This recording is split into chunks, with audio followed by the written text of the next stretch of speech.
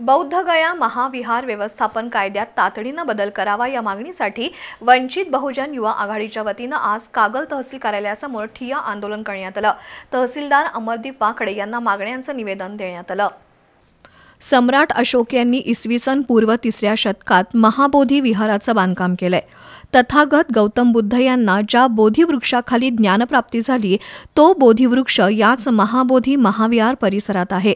त्यामुळे जगभरातील बौद्ध अनुयायी भिक्खू आणि पर्यटक या स्थळाला भेटी देतात। या महाबोधी विहाराचं व्यवस्थापन बौद्धांकडे द्यावं या मागणीसाठी 1922 पासून आंदोलनं होत आहेत। वंचित बहुजन युवा आघाडीच्या वतीने आज कागल तहसील कार्यालयासमोर ठिय्या आंदोलन करण्यात आलं।